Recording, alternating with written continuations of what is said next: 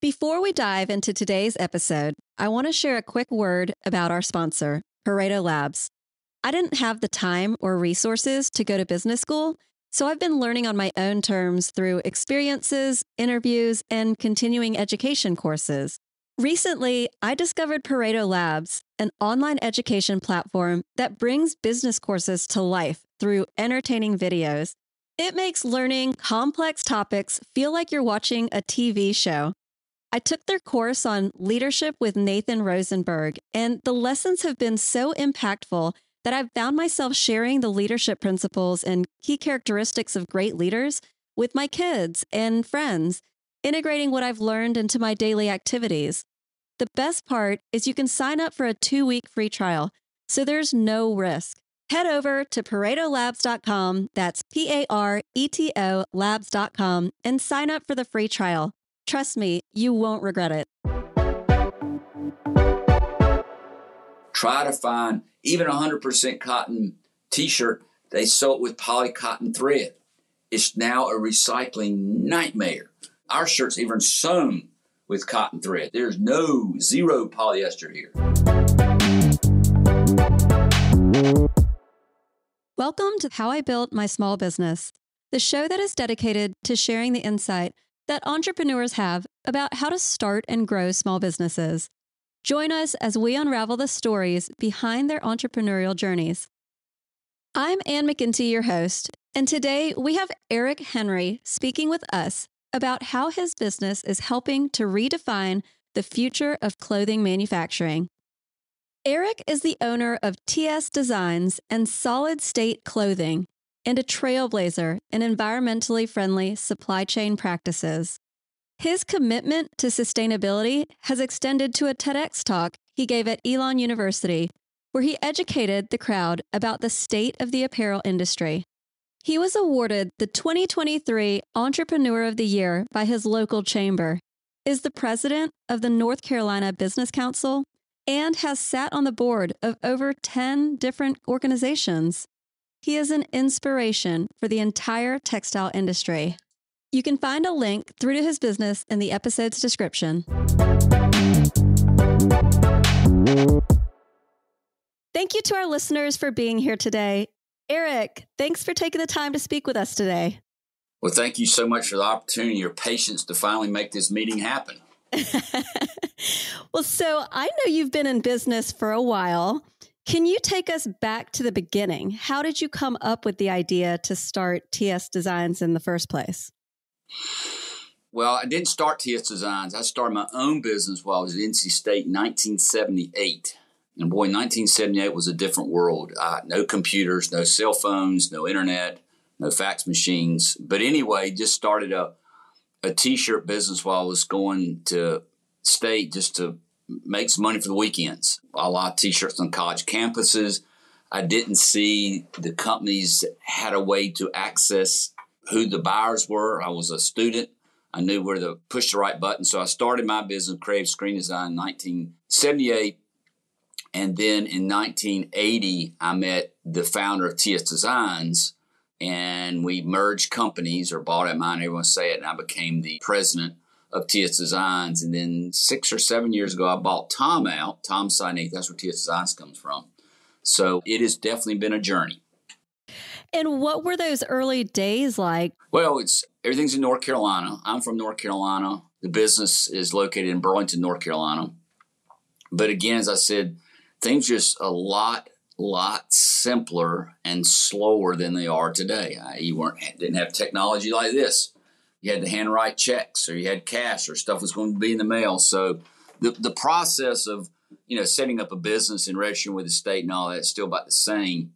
But you didn't have all of the noise of social media to deal with, websites to deal with. You could just really focus on the business, and it was more of word of mouth. Everything was simpler. The market access was a lot smaller in 1978 or 1980, but you didn't have the variables that you're dealing with today. All the social media platforms, all the websites, everything changes so quickly. It is just a completely different world than when we started our business in the 70s and 80s.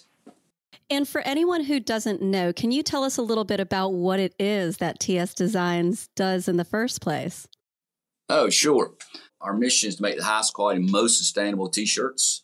We're very fortunate being in North Carolina at the intersection of agriculture and apparel. And really what put us on the path that we're on today and will continue to be on even after I'm gone is running a business based on a triple bottom line: people, planet, profit. I think that is so critical and more important today than ever that we look beyond the bottom line. Again, profits are important. That keeps the lights on and pays the people a living wage. What got us on this journey was an event that happened on January 1, 1994, probably before your time. That's when the North American Free Trade Agreement was ratified. Prior to NAFTA, and in this building, we did T-shirts for all the major brands you think of: Tommy, Nike, Gap, Polo, Adidas. 120 people worked in this building, just moved into this 20,000 square foot building. Business was great. When NAFTA was ratified in January 1994, within 2 years, all those brands were gone. And we had to lay off over 100 of our employees. Oh my gosh. Our business collapsed, and so did the textile industry in this area. And that's when we realized there's more to a business than a bottom line. So we did not jump on the global bandwagon. We live in that world and not going to put that genie back in the bottle. But we are focused on the resource and the community in which we live, i.e. from the picture behind me of the cotton field about 60 miles away to doing all our manufacturing. We're only focused on domestic apparel manufacturing. Most of our products are made in North Carolina, but we don't go outside.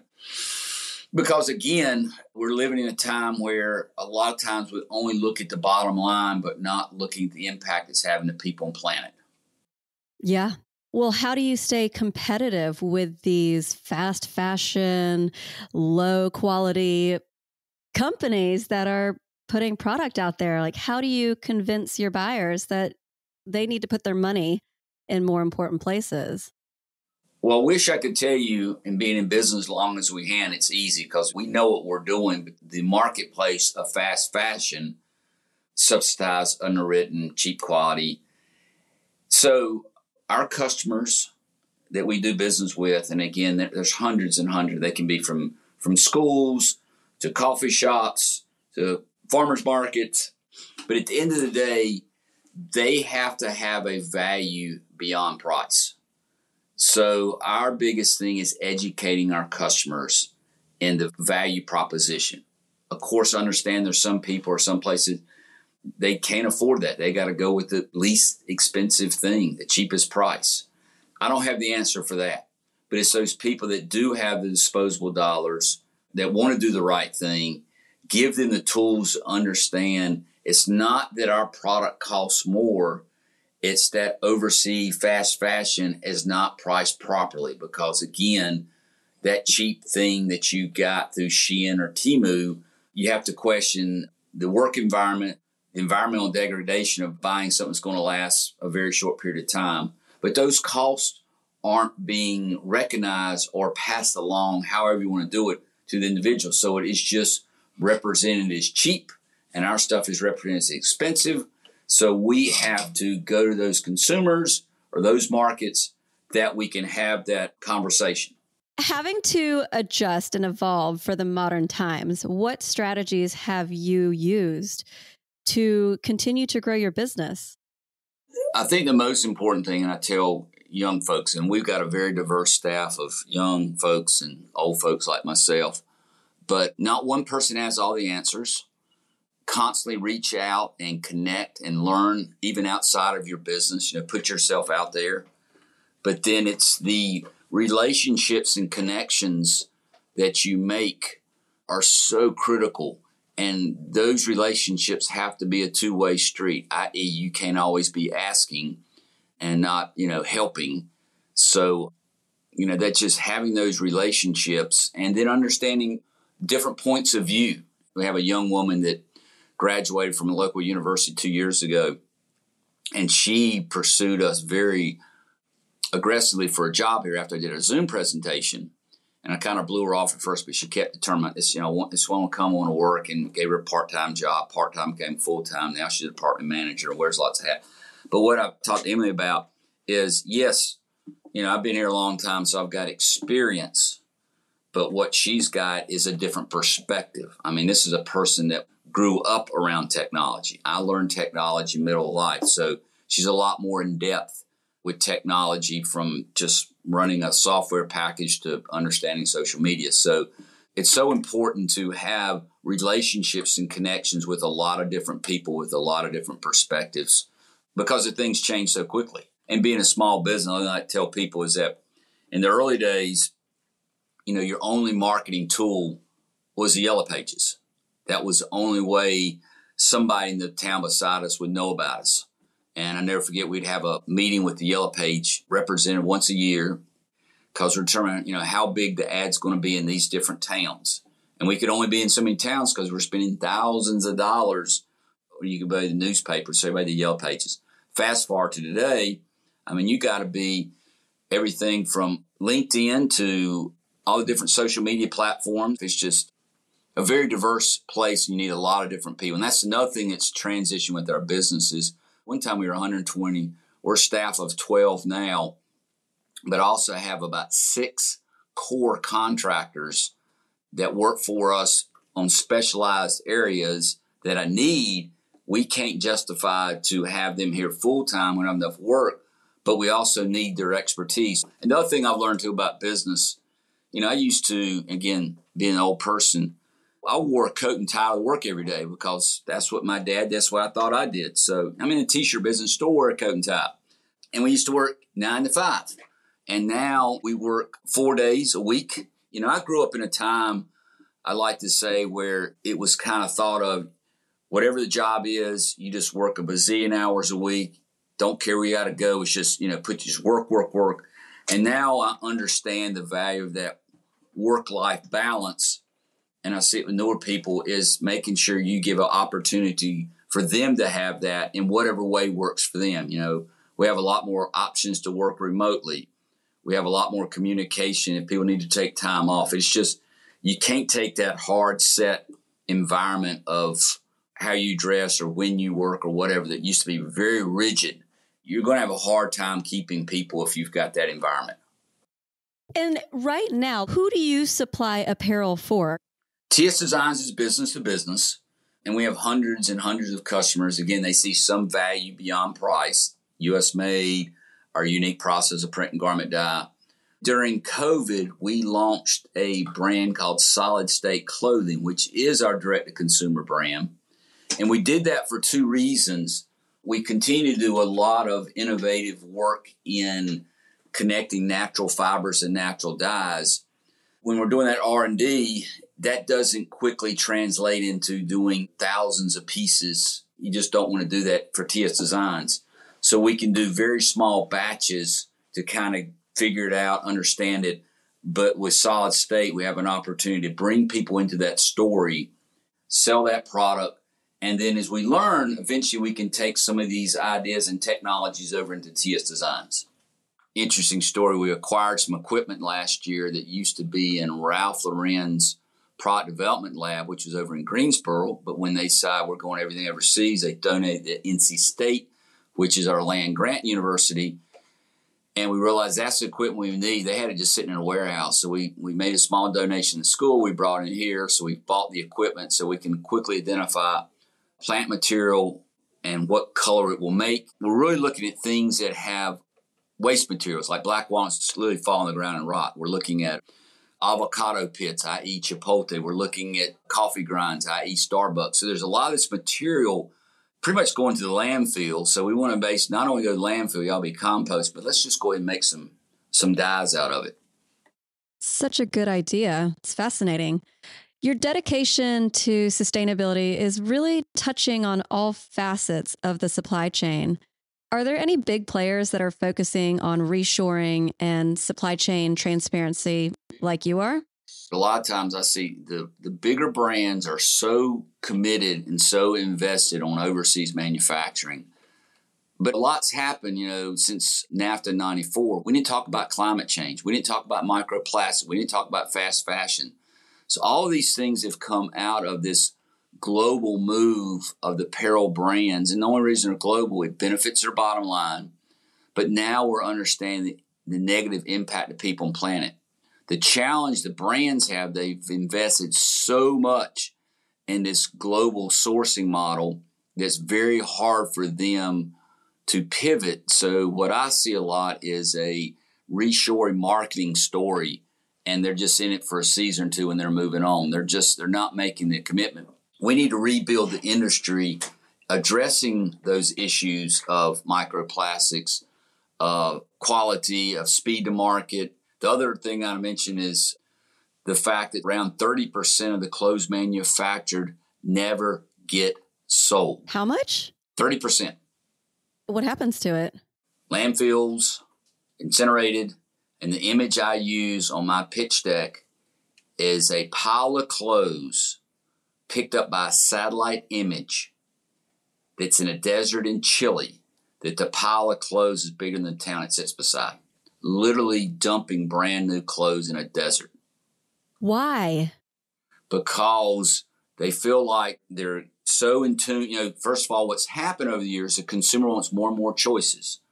Well, in a global marketplace, you've got to make this stuff way ahead of time. They're trying to say you're going to be wearing orange. Well, they got to start making orange 6 months ago if they want to have the marketplace at least.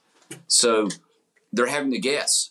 So it's a broken system. And what the brands in generally want to do that say they care starts leaning into the greenwashing story because it's got organic cotton, it's got recycled polyester. Again, those are some necessary tools, but they're not addressing the center problem is we make too much stuff. We got to stop making so much stuff. And again, I don't want to limit choice. Again, if you want to buy from Shein or Temu, fine.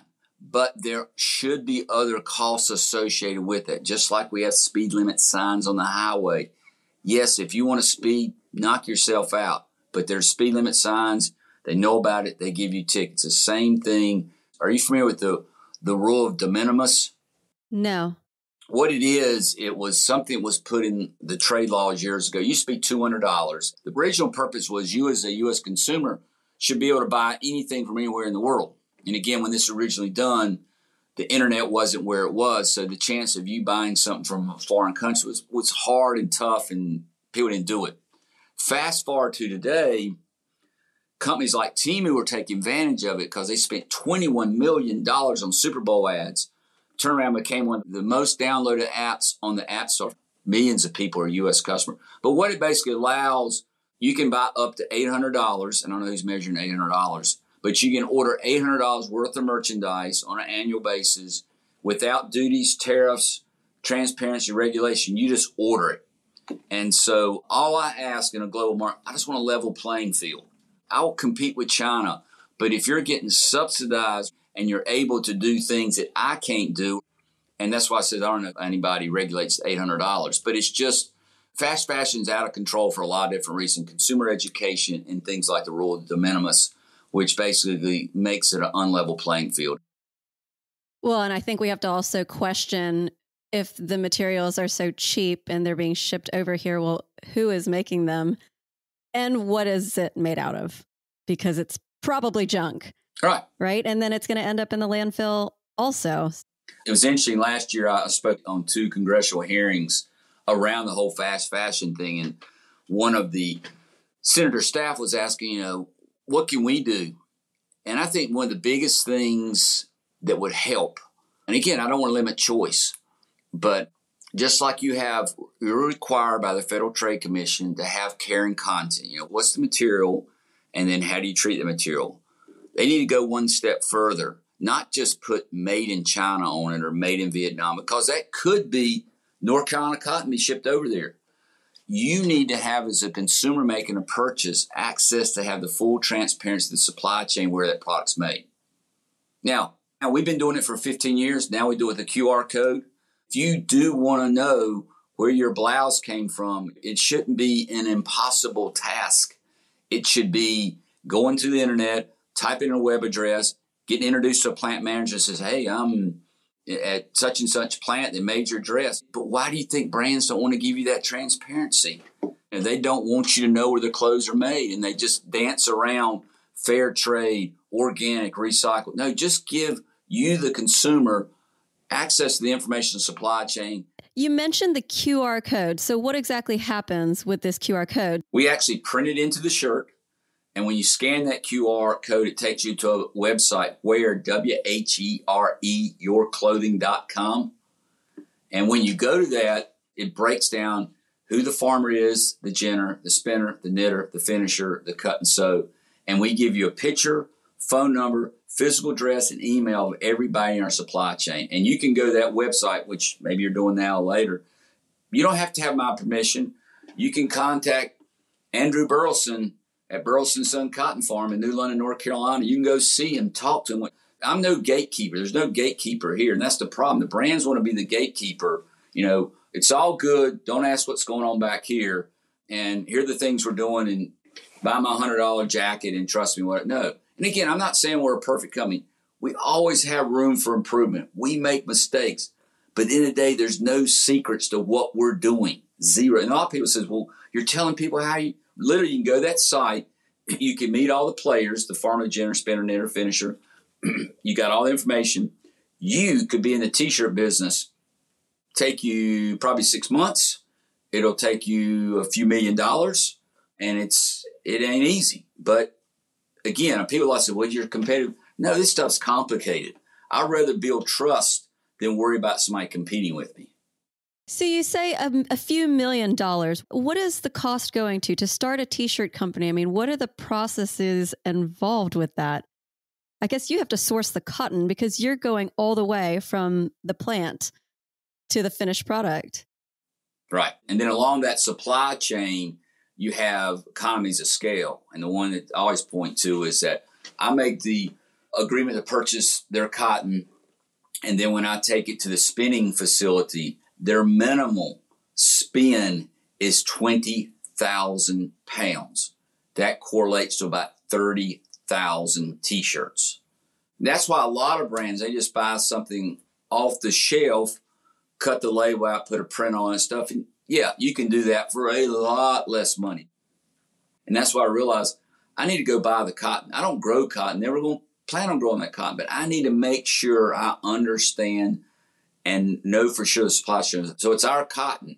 So then we have somebody on our team that takes that cotton and follows it along the way till it becomes a white t-shirt here at TS Designs, which is printed, it's garment dyed, shipped. But most apparel brands, they own no manufacturing. They just source, and they use the global marketplace as source, usually and most likely based upon price. Very few apparel brands have any brick and mortar involvement with their supply chain. And TS Designs is making just blank shirts. Is that right? We just have white shirts here. We have another facility about 5 miles away that takes white shirts and dyes into colors. But along the way, we developed a process that's unique to us, doesn't exist anywhere else in the world I know of, where we print and then garment dye. So you take a shirt that's, imagine this is white, and then when you print it and dye it, we printed this and then dyed the shirt. So that white there is not white ink. That's absence of dye. We're blocking dyes. So if you felt that, there's nothing there. So it's very environmentally friendly. Nothing that's going to crack or peel. Since you garment dye, this shirt will never shrink. So that's part of our process. I just have white t-shirts, not knowing what color and print you want. And then when you order it, then we produce it. What's the minimum lot size that someone would need to order if they wanted to do business with you? Right now, it's 200 units, assorted sizes of a print of a garment dye color. We are working on a process. We're over a year into it. Got to raise a bunch of money. But the way we're going to make the apparel industry viable in this country is we got to do it differently. Our vision, and we've already proven it, now we just got to raise the money and get the equipment. But our future model will have the ability to go from a white shirt to a printed and dyed shirt inside an hour. So what, a few hundred tees in an hour? And it's all eco-friendly? Yes. So imagine going to a website and pick out the silhouette. It's got to be natural fibers, but it can be knits, it can be wovens. But let's just say you pick out a lady's tee, this size, then you want this image on it. then you want this color. We can produce that shirt and do it in an hour. That's how we're going to compete, because I don't care how cheap Shein and Temu can do it. First of all, if they had the technology we got over there, then they got to get it to you. You know, we're going to be here. So it's all built around the idea of apparel manufacturing clusters instead of in global apparel supply chains. We are already building the first cluster here, and then we see this cluster idea going across the country, across the globe. Again, we're not going to put the genie back in the bottle when it comes to globalization, but we can do a heck of a lot better to using the resources in the community. So we're reorganizing the apparel supply chain to do this. And it's already proven equipment we need is mostly in Europe, just trying to find the money to get everything over here. How much money do you need to raise? About $2 million. Okay. Are you going to write me a check today? No, but I mean, if you're crowdfunding or raising in a creative way, then please let me know. Yeah.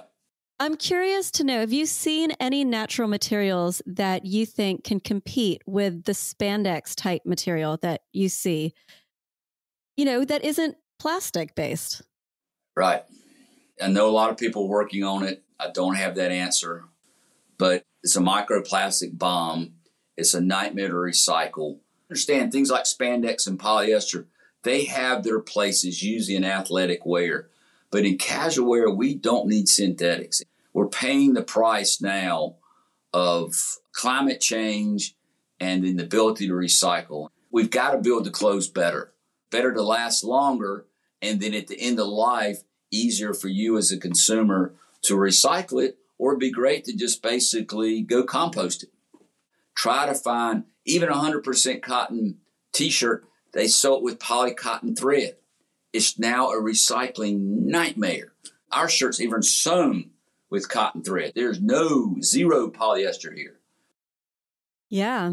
We try to mostly buy cotton, but I know that we have articles of clothing that aren't. I mean, yoga pants, for example. Oh, I know. Yeah. But if there were an option for something that was natural.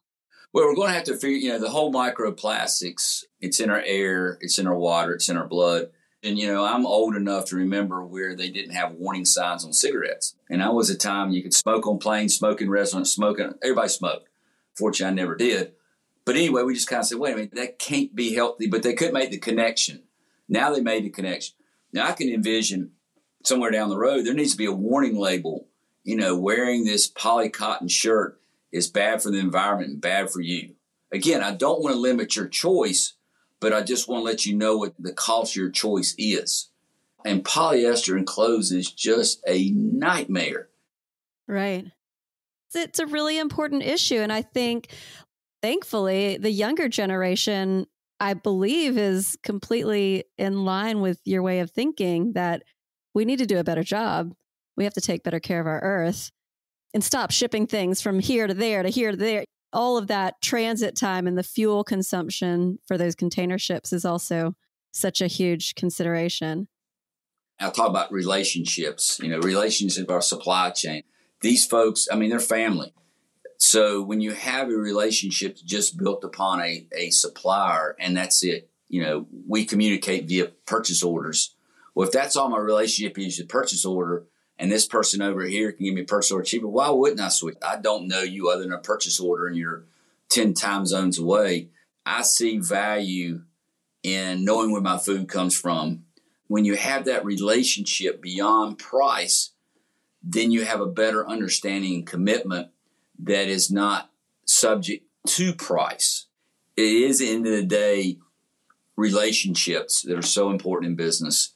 And support the community in which you live in, our community being the U.S., with a focus on the South. There's plenty of business here. Our job is, going like I said earlier, educating those customers that have the ability and have the disposable income to make a more expensive choice, get them to understand why they need to do that. And then this idea of apparel manufacturing clusters, which we're building the first one here, we'll put those across the country. So, we need to be in California using California materials, California cotton, California cut and sew. Amazing. And then bring in our technology, allow us to print and dye in an hour. We need to put that facility in higher populated areas, but also areas that could support, i.e. there's still agriculture and apparel manufacturing in California. Probably do something in Texas, and then we see in Europe and stuff like that. What a great vision. How many years out do you think that you are from making this happen? Find that $2 million, which I think we're on the track of doing that. So hopefully that will line up this year. Next year, we will introduce the whole model of what we're going to do. And I think once people see it, because we address all the issues of the apparel industry, we address transparency, we address speed to market, we address environmental impact, we address inventory management. I mean, there is nothing left on the table. Back to that 30%. With having wide inventory, I make what you want. That is going to be amazing.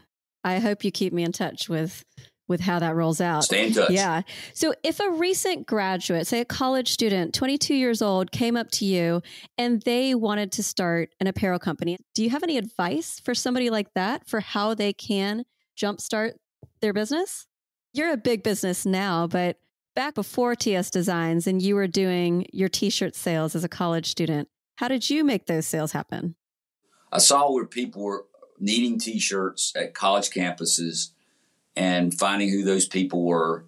And at that time, it was just servicing the sale. I mean, we didn't have anything different than anybody else. I just connected the dots. This is the buyer. This is what they need. Making sure you deliver and stand behind the product. Word of mouth can be one of your best or one of your most damaging tools. One upset customer is going to tell 10 other people, but also happy customer is going to go tell 10 people. So just making sure you follow through. And I like to say, when there is a problem and we have problems, stay at the table until it's resolved. Don't go, radio silence on people. Don't like that. It's hard. It sucks. You got to do it, but you just got to stay at the table and you got to work it out as best you can. And given your passion for sustainability, if you were to start a completely new business, unrelated to anything that you were doing, but blending people, profits, and planet, as you mentioned, what other types of businesses would you consider? Well, I have started a lot of businesses. Some are still going, some have failed. And it's important to talk about failures. I helped start a cooperatively owned grocery store. Again, I like the idea of the community owning it. Mistakes made, lessons learned. That didn't make it, but we took that idea and we started the first cooperatively owned brewery in North Carolina, Brewing and Beer Works. Been quite successful. We just celebrated our 5th anniversary last weekend. We have over 3,000 people that have ownership share. They got a share of stock in that thing. So we purposely started this. And I know nothing about beer or nothing about food. I enjoy both of those. And we have great people to do it. I helped start the structure. And it's basically the way, on a simple terms, like REI is, where anybody can go into the brewery, anybody can eat. But it's those 3,000 people that help fund to get it up out of the ground. And now another friend has started a farming collaborative where we've hired a farm manager that manages 4 farms. And then what we're going to do in the back of my building, we're going to have essentially like an online farmer's market. Once a week, the farmer will be here. But during the week, for local frozen meats and eggs and honey, you will go onto a website, you will pick out your product, you order your product, then you come by and pick it up. Because, again, we're in an area, a lot of ag, this section, small farms, big box grocery stores over here. But there are people in our community that would pay a premium to have a dozen eggs if they knew the farm it came from. We want to give them that resource. So that's Farming Collaborative. Haven't even named it yet, but it will launch in May. So I guess you said I've been an entrepreneur, but money does not drive me. I do it for the passion to make it better, because again, I'll leave this planet at some time. So, and hopefully I can start turning that ship a different direction. But it's hard because at the end of the day, I'm either competing with price on the fast fashion stuff or the brands on the greenwashing. So nobody wants to really do the hard work to do it right. And that's what hopefully we're doing here, and then trying to figure out what that next chapter of TS Design is going to look like when I leave. What a great life purpose mission. So I have one closing question for you. If you could go back and talk to yourself when you were in your early 20s, what advice would you give yourself? Probably the first thing is, which my parents will agree, is since I started my business when I was in college and I transferred to UNC, And I built a business at that time. I had people working for me full time. I was enjoying what I was doing. I was making a good income. I did not finish my college degree. I dropped out at my senior year. I've learned a lot. It's amazing. I probably spend more time in universities talking to students on a productive thing than I did when I was in college. So I'm engaged with a lot. I don't know how much it would have helped me one way or the other having a college degree, but I mean, that'd probably be always good. I mean, I was so close and I didn't finish it, and I've played around with going back a few times. That's been a regret. I don't think I said personally would benefited the business, but it would be nice, asset to have in the back pocket. I guess my other two biggest regret is I definitely enjoy what I'm doing, but looking back too is I've got a great wife of 40 years, but there's probably were some times I should have made some sacrifices in my business life to be part of my, I didn't quite understand the work-life balance that I think is so important these days, to have connection to community and family and friends and stuff. That's important. And I think I'm trying to make up for that now. But in the early days, I love what I was doing, but I worked way too hard. And you gotta find the balance there. And I didn't in my early days. Well, I guess that's the good thing, is that it's never too late. No, it's not. Thank you so much for coming on the show today and sharing your story and knowledge with us. Well, thank you so much for the opportunity. If you haven't yet, please take a moment to rate and review the show to help me reach more listeners' ears. Thank you for being here. Today's key takeaways. In business, consider a commitment to a triple bottom line: people, planet, and profit. Your business's impact on society and the environment is as important as financial success. Embrace learning from others' experiences and diverse perspectives beyond your business circle. Building relationships is crucial. This may sound like a broken record, but remember, it's a two-way street. So make sure there is an equal exchange and find value and purpose beyond price or money. When you're starting a business, understand your market and connect the dots. Who is the buyer? What is it that they need? Where can you find those people? Deliver on your promises and stand behind your product. Word of mouth can make or break your business reputation. There are waste materials that could have potential purpose in a commercial sense, from Chipotle's avocado seeds and Starbucks used coffee grounds and more. Is there a waste material out there that you can find that has a potential second life and profitable one? Consider shifting your business to more sustainable practices. Consider using natural fibers and dyes in apparel to benefit the planet, and explore creative solutions to overcome material limitations. Is there a plant, weave, or new concept that you think could help solve the problem? If you are curious about or could benefit from the TS Design supply chain, you can find the information for the farmer, ginner, spinner, knitter, finisher, and the cut and sew factories right at the bottom of the wearyourclothing.com page. And that's where, W-H-E-R-E, yourclothing.com.